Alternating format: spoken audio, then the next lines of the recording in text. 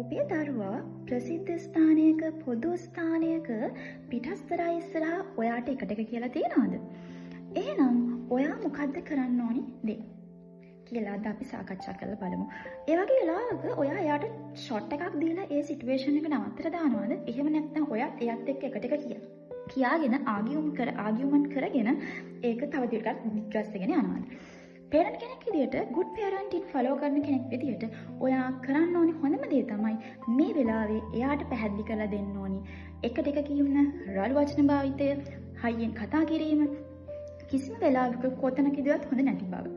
ඒත් එක්කම ඔයා එයාට කියලා දෙන්න ඕනි quiet place එකක් තෝරගෙන ඔයා කියන්න ඕනි ඔයා ආයිත් මේ හැසිරීම පෙන්නුවොත් ඔයාට favorite TV program එක ඔයාට බලන්න දෙන්නේ නැහැ. ඔයා ආයි මේ හැසිරීම පෙන්නුවොත් ඔයාට කියන්න ඕනි ඔයාගේ ප්ලේ ඩේට් එක. ඔයාගේ ප්ලේ ඩේට් එක ඔයාගේ සෙල්ලම් කරන වෙලාව සෙල්ලම් කරන දවස යාළුවොත් එක්ක ඒක ඔයාට නැති වෙයි. රයිට්? එතකොට ඒ වගේ ආසම දේවල් එයාට නැති වෙන බව එයාට පෙන්වන්න ඕනි. මේක ටික වෙලාවකට එයාගේ සිටුේෂන් එක කාම් කරගන්න පුළුවන් ටෙක්නික් එකක්. ඊට පස්සේ ඔයා එයාත් එක්ක හොඳ ෆ්‍රී ටයිම් එකක් තෝරගෙන මෙන්න මේ ගැන කතා කරන්න යන්න ඕනි. ඇයි ඔයා මේ විදියට හැසිරුණේ? ඇයි අතනදී ඔයා මට මේ විදියට කතා කරේ? මොකක්ද ඔයාට තිබ්බ හේතුව? කියන එක දරුවත් එක්ක හැමතිස්සෙම සාකච්ඡා මාර්ගයෙන් මේ දේවල් විසඳ ගන්නවා පුරුදු වෙන්න ඕනි.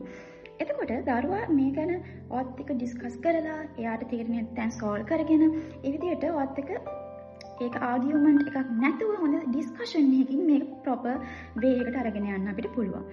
ඒත් එක්කම ඔයා හැමතිස්සෙම දරුවාට පෙන්වන්න ඕනි ඔයාගේ වැලියු එක, ඔයාගේ ගෞරවය, ඔයාගේ රෙස්පෙක්ට් එක හැමතිස්සෙම ඔයාට දෙන්නේ ගොඩක් ඉහළ තැනක කියන එක.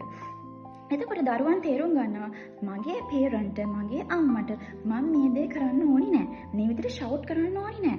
මේ විදිහට මේ එයත් එක්ක ආගියු කරගන්න ඕනේ නෑ. මොකද එයා ගොඩක් රෙස්පෙක්ට්ෆුල් පර්සන් කෙනෙක්.